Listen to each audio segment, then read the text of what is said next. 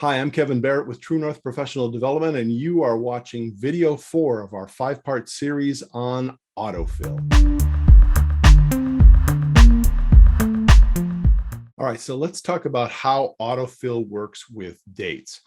We're going to put in a series of dates in here utilizing autofill to do that. And I'm going to actually use this little keyboard shortcut to enter in the first date. The keyboard shortcut of Control and semicolon will actually look at the system, see what's the date, and then pull that down into your cell. So for example, if I go to cell B4 there and I click on that, make that my active cell.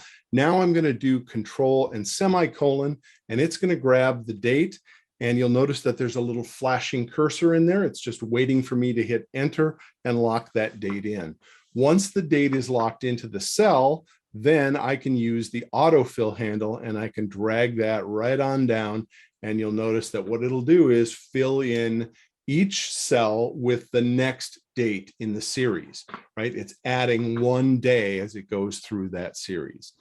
All right, let's look at some other options here. I'm going to enter in a date here in cell C4, and I'm going to put in, let's put in 4/15 in here. And if I hit enter, remember, I don't need to enter the year in there. It'll assume that we're talking about this year. And so I've got my date in there. Now that happens to be a Friday, right? And let's say that I want this list that I'm going to create to be not include the weekends, right? So I'm going to use my autofill handle and drag it on down. You can see the 16th and the 17th are in there. That's the weekend, right?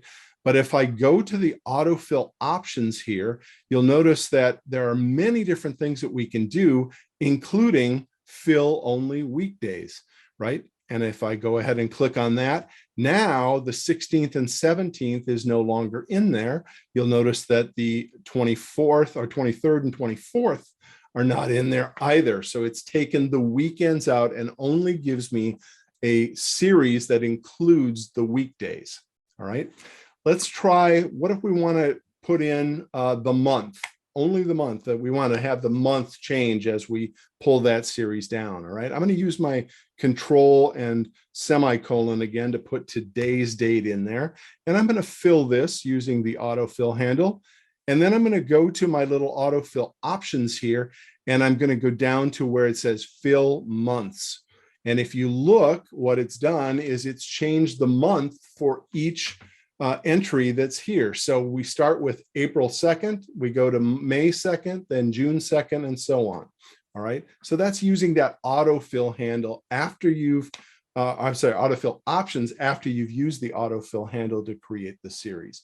We can do something similar here with the years as well. So if I put in the date, today's date, using the Control semicolon, I click and I drag down to create my list. And then I go to my autofill options, I can go to fill years. And you can see what it's done. It's given me April 2nd, 2022, then 23, then 24, then 25. All right, the amazing things you can do with the autofill handle.